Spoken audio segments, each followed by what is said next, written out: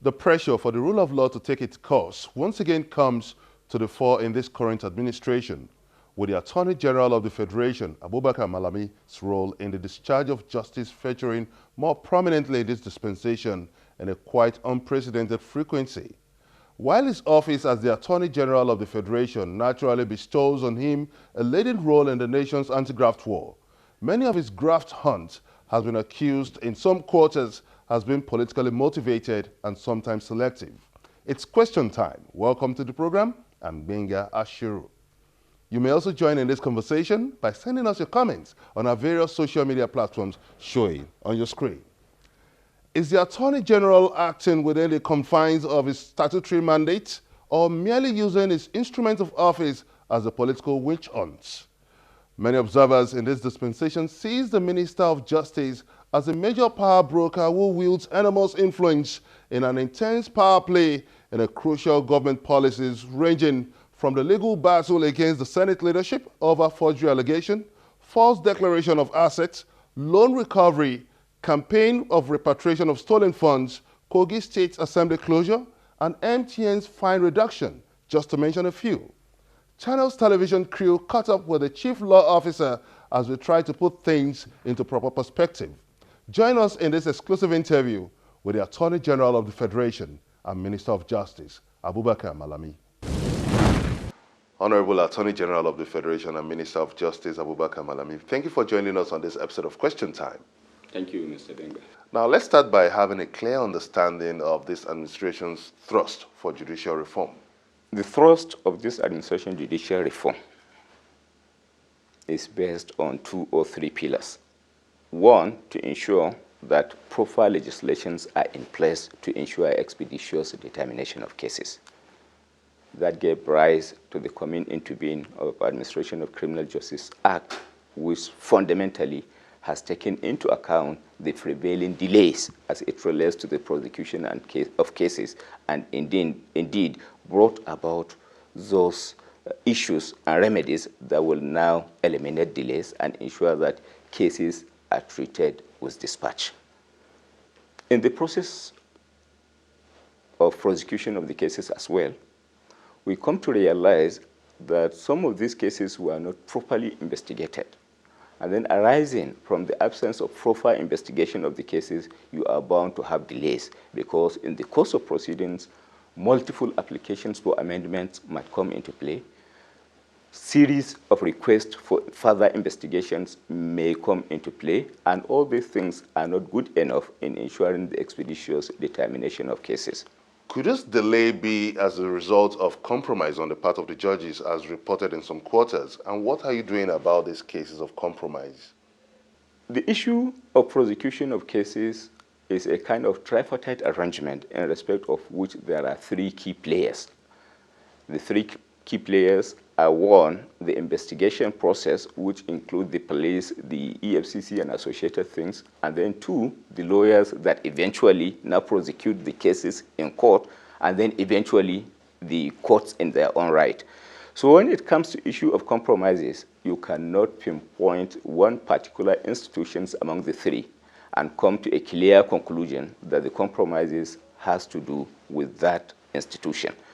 Are you suggesting the EFCC could also be culpable in this anti-corruption trail? No, what I'm saying is you cannot rule out any possibility, because in whatever institution you look into, there are good and there are bad aspects of it. So it is not institutional as such, but then because individuals are the people that carry out the function, the function of investigation, the function of prosecution, and then the function of judicial processes. So such individuals that are responsible along the line could be responsible. So you cannot institutionalize it by way of pinpointing a particular institution as being responsible. So it is something that can be a possibility having regards to the personalities or individuals involved, and not necessarily the institutions that are saddled with the responsibility in respect of each and every peculiar case.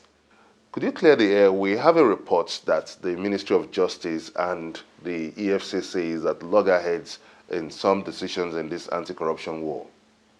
No. As far as Federal Ministry of Justice is concerned and the EFCC, there is nothing like running battle. It is even out of contemplation. Why? Because EFCC is an agency under the Federal Ministry of Justice and receives directives substantially and instructions from it. So, and then they are all working hand in gloves towards the realization that things are done within the confines and the context of the law.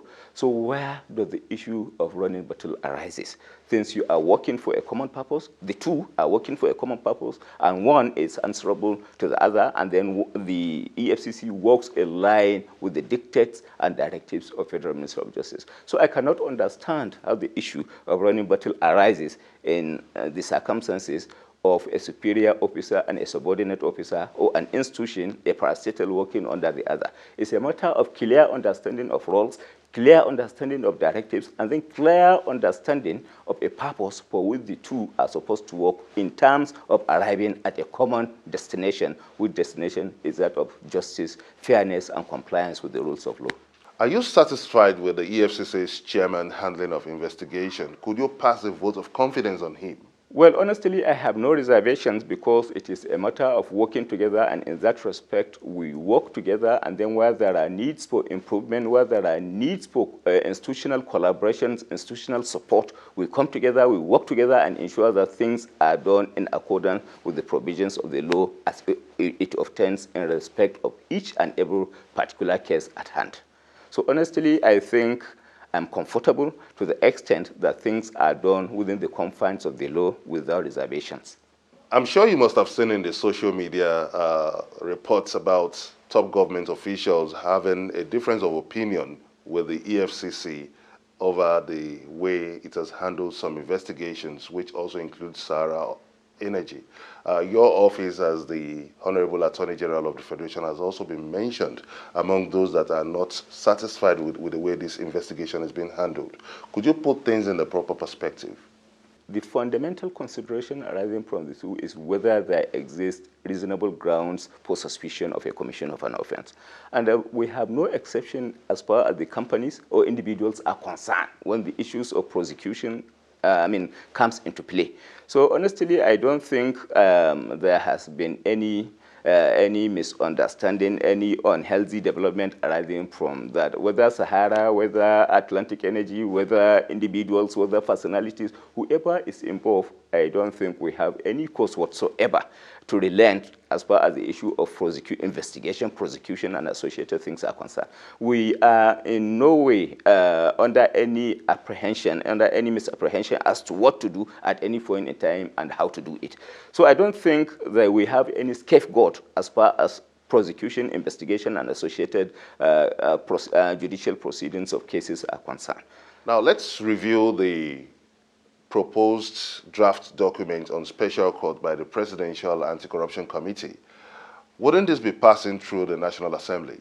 Well, it depends on the way and manner you are looking at it, or you are looking at the possibility of having it in place.